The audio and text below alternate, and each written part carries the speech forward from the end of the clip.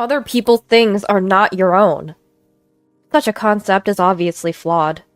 It's a simple idea, but for those too foolish to understand, perhaps the only option is to step aside. My name is Mary. I'm outgoing and never shy away from meeting new people. I consider myself active and decisive.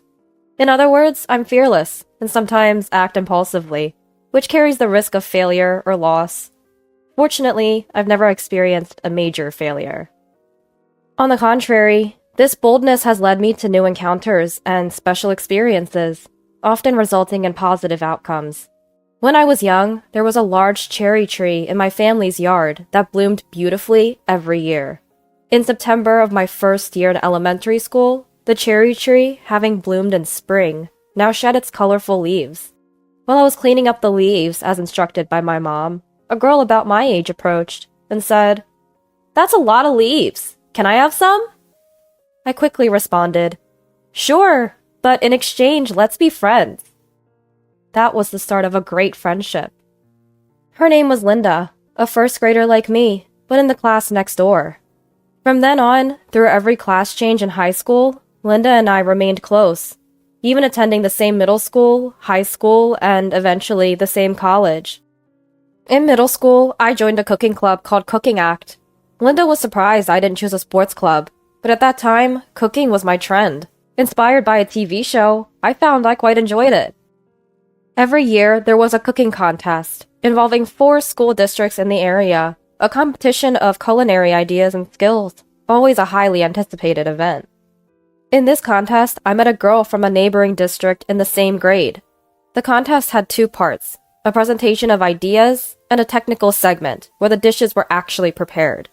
I was drawn to a girl passionately presenting her idea.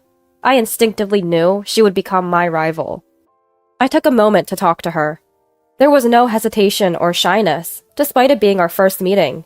She seemed surprised at first, but we quickly bonded over our similar views on cooking and being in the same grade. That girl, Elizabeth, and I would compete in the contest every year after that. Sometimes I lost, sometimes I won, and in our final year as juniors, we both tied for first place, leaving the judges in a dilemma. Elizabeth and I formed a good relationship that continued over the years. We ended up attending different high schools, but surprisingly, enrolled in the same college. In high school, I joined the volleyball team. Linda commented, "That's so you, Mary." Seeming satisfied, but am I really that energetic? That year, 20 new members joined the team, and I hit it off with Barbara from the next class. Barbara came from a single-parent household. Her mom had assets, though they weren't struggling financially, but she still felt a bit out of place, as there were no other children from single-parent homes around. However, I never cared about that, and couldn't even understand why it would be an issue. I actively reached out to Barbara. We quickly became close friends and devoted our high school years to volleyball. When we narrowly missed qualifying for a league match, we both cried our eyes out and binged on snacks at my house. Linda joined us, empathizing as if it were her own disappointment. Barbara and I were so touched that the 3 of us ended up crying again, hugging each other. That high school life was truly the epitome of my youth. After graduation, Barbara decided to attend the same college as me. During our college years, Linda, Elizabeth, Barbara, and I decided to participate in volunteer activities. We chose an organization that supported elderly care, helping solitary seniors and those in need of assistance. Elderly care was highlighted as a social issue, but mere attention wouldn't bring change. We wanted to contribute, even in a small way, to improve the situation. We met Susan, the head of the volunteer organization. Susan was a sincere, straightforward, and intellectual woman, deeply committed to addressing this issue. I approached Susan, eager to learn from her. Susan, seeing my fearless nature, took a liking to me, and a relationship was formed. My 3 friends and I learned under Susan's guidance, gaining valuable experience. This made my college life fulfilling. Of course, I also focused on my studies, and my thesis won the Dean's Award. In the latter half of my college years, I began job hunting and secured an offer from a well-known trading company. I believe my fearless personality shone through in the interviews, and my volunteer experience was a strong selling point. I received various advice from Susan, the head of the volunteer organization, which helped me face the interviews confidently. As we graduated from college, my group of 4 best friends each embarked on our own paths, but we all shared the lifelong bond of friendship. Although my new job made volunteering difficult, Susan assured me that our meeting was a lifelong treasure. My career started with great momentum. I was assigned to the first sales division, a prestigious department known for generating the highest sales profits among the 4 divisions. I was proactive in my approach, never hesitating even with new acquaintances. Much to the slight annoyance of my seniors and supervisors, they taught me various sales techniques, and I managed to secure trust and close contracts with my natural flair. My sales performance skyrocketed, surprising even my boss. Achieving such results in just over a year was unprecedented. I wasn't doing anything special, but it seemed my personality and approach were perfectly suited for sales. Years went by, and I continued to break sales records, turning 28. That year, I became the youngest department head. I had set records as the youngest in various positions, but being a department head came with unparalleled responsibility. It was a sobering realization. My best friends organized a celebration dinner for my recent promotion. It had been a while since I last saw Linda, Elizabeth, and Barbara, but they all looked well. Susan was also invited, but couldn't attend due to a volunteer organization meeting, though she sent a message of congratulations, expressing her regret for missing the celebration. While praising my efforts, the 3 playfully teased me about my love life, asking, "Aren't you going to find someone special, despite your career success?" I joked back, "What about you 3? But being outnumbered, I was at a disadvantage. The reunion was lively, and as we were leaving the restaurant, I accidentally bumped into a man I was rushing in. He apologized and helped me up, and as I stood up with his assistance, he looked closely at my face and hesitantly asked, "Are you married by any chance?" Surprised, he recognized my friends and called out their names. The man was William, a classmate from the same university. Although we were all from the same university, my friends and I were in different departments, but we always hung out together. William and I were in the same department and had several classes together during our general education courses, so we were closer than with other male students. Through me, William had become acquainted with the other 3. We were all truly surprised to meet William in such a place. After a brief catch-up, William excused himself as he was keeping someone waiting inside the restaurant. Before leaving, he expressed a wish to talk more, and we exchanged contact information. A week later, William reached out. He suggested, "Since we couldn't talk much last time, how about we have a meal and chat?" I proposed inviting the other 3, but he said, "This time, I'd like to talk with you, Mary." Without much thought, I agreed to meet William. I had always enjoyed his company during our college days, so I was looking forward to seeing him again. The restaurant he chose was stylish and renowned for its delicious food, with a sophisticated atmosphere and exquisite cuisine. We enjoyed reminiscing about our college days and discussing our lives since graduation, and time flew by quickly. Just as I was about to leave, William stopped me and unexpectedly asked me out. He confessed that he had always been interested in me, and after reuniting and talking again, he realized he couldn't wait for another opportunity. I had a good impression of William, and his proactive approach matched well with my personality, so I accepted his proposal. William worked for a manufacturer handling women's accessories, holding a senior position in the new product development department. I hadn't been very interested in personal accessories, so the knowledge he shared was refreshing and stimulating. Despite our busy schedules, William and I made time for each other and continued dating. A year later, William decided to propose, saying he was ready to take a big gamble. When I laughed at his exaggeration, he said, "I was desperate because if you declined, my life would turn dull and bleak." His words touched my heart deeply, and thus our marriage was decided. My 3 best friends and Susan threw a grand celebration party for us, where I was relentlessly teased and ended up quite inebriated after being urged to drink. Thankfully, the next day was a day off from work. We decided to start our married life in my current condominium. When I was promoted to assistant manager 2 years ago, I moved to a slightly larger 2-bedroom apartment, ideal for living alone. I chose this place due to its proximity to my company, but coincidentally, it was also close to William's workplace. Considering the convenience for commuting and the adequate space for both of us, we agreed to begin our married life in this condominium. Another coincidence was that it wasn't far from William's family home.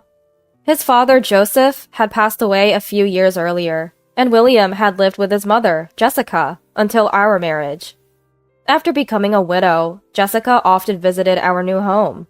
Jessica and I shared a fearless character. But unlike me, who adapts my approach based on the situation and others' feelings, Jessica expressed her thoughts and opinions straightforwardly without much regard for her surroundings. Though sometimes challenging, my relationship with Jessica, who was quite similar to me, wasn't bad. William seems happy about it too. He apologized for Jessica's frequent visits, accepting them without reprimanding her.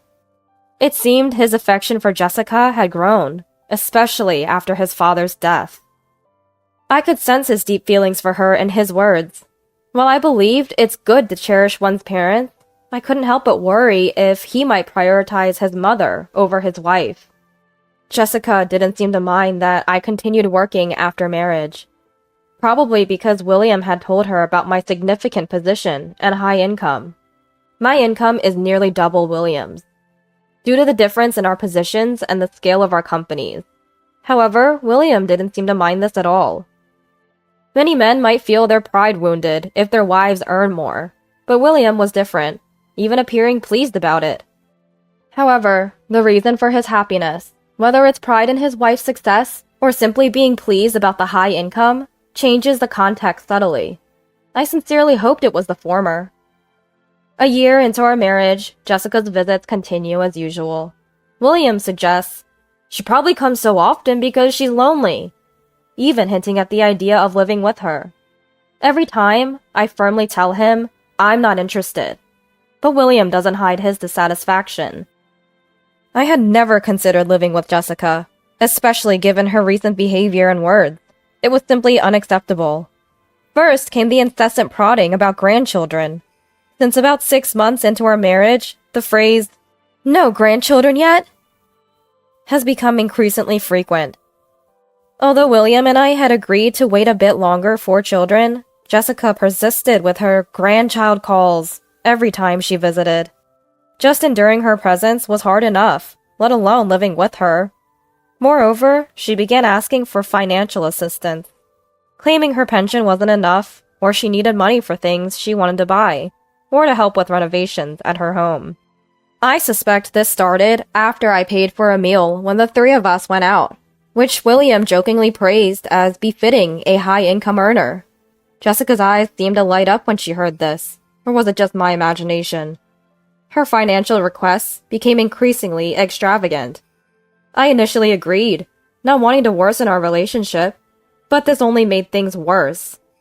Usually, I would have firmly refused such demands, but considerations for Jessica, my relationship with William, and his feelings restrained me.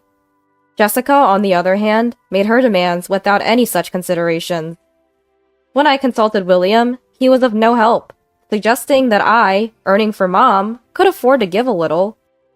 Lately, William had been using his salary solely for himself, while our living expenses came from my income. After repeatedly confronting William about the living expenses and Jessica's demands, he began avoiding me, coming home late, and going out on his own during weekends. I felt completely isolated. One evening, while William and I were spending a quiet night at home, Jessica suddenly visited. It wasn't unusual for her to come unannounced, but she had never come at such a late hour before.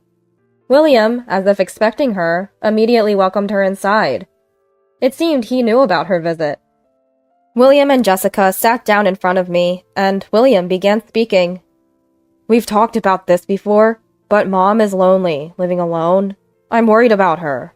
So I've decided that the three of us should live together." I was about to object, as I had many times before, when Jessica interjected. "For that, we need a bigger house. So we've decided to build a new one on this land. We'll start demolishing the current house next week and then build a new one. And until the new house is ready, Mom will stay with us. I was shocked at such sudden news and couldn't simply agree. You can build a house if you like, but I refuse to live with her, even temporarily. Please rent another place for her. It's not just your decision, Mary. It involves you too. Before I could grasp what she was saying, she added, After all, you will be paying for the new house's loan. With your high income, it should be easy for you. I was dumbfounded by Jessica's absurd claim.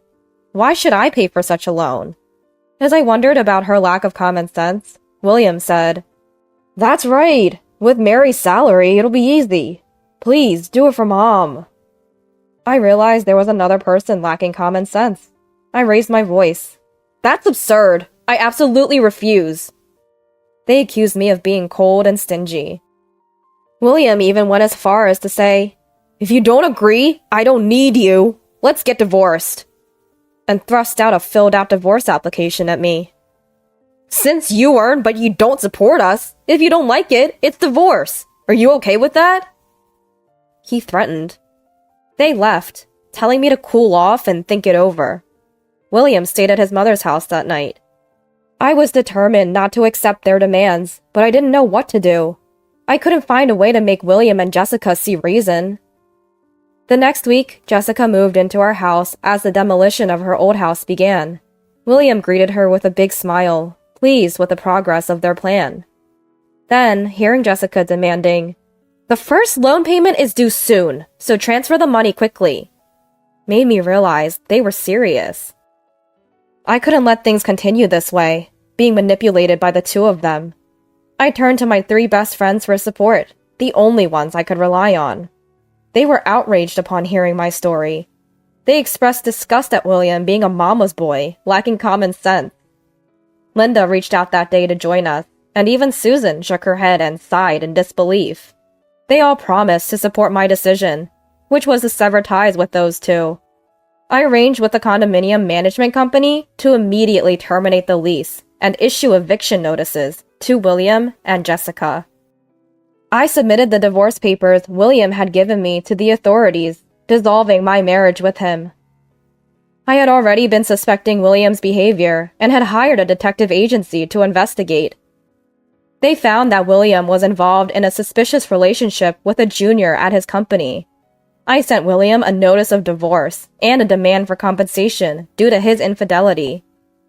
Elizabeth, who had studied law in college and was now a practicing lawyer, advised and helped me with these matters. After canceling my condominium lease and losing my place to live, Barbara helped me find temporary housing. She serves as the vice president of a real estate company. She married the company's president, but it was her excellence in sales, consistently topping performance charts, that caught the eye of the former president, now the chairman, and led to her marriage with his son, the current president. This also resulted in her appointment as vice president.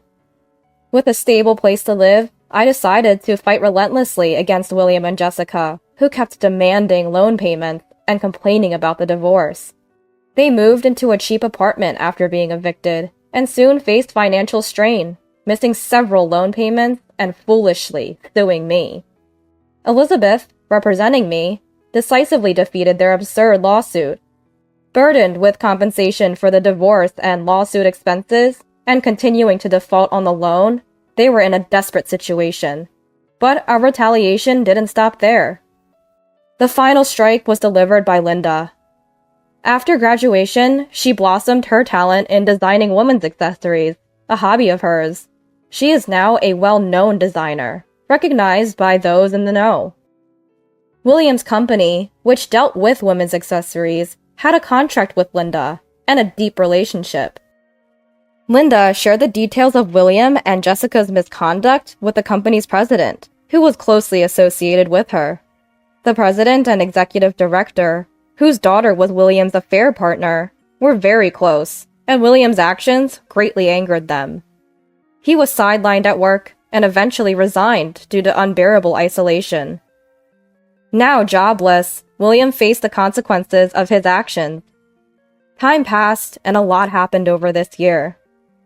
William and Jessica repeatedly defaulted on their loan, leading to a foreclosure by the loan company. They never lived in the new house they had built and ended up losing it, with debt remaining as the sale didn't cover everything. The unemployed pair, burdened with debt, faced a bleak future, but I didn't want to imagine just how miserable it was. According to Susan from the volunteer organization, an elderly woman recently sought help, almost penniless, and it seemed to be Jessica. William, jobless and drowning in debt, apparently abandoned Jessica and fled. Susan remarked, "We'll extend help as it's our duty, but I doubt she'll ever escape her dire situation." Thanks to Barbara, I signed a lease for a permanent residence and threw myself into my work, making up for the recent distractions. My efforts paid off, and there's talk among the company's upper echelons of possibly promoting me to department head, which would set another record for youngest appointee, though it's not confirmed yet. More than anything, I'm happy to work without any hindrances. I cannot thank Linda, Elizabeth, and Barbara enough. Susan also supported me emotionally. Having such dear friends and mentors is the greatest treasure of my life.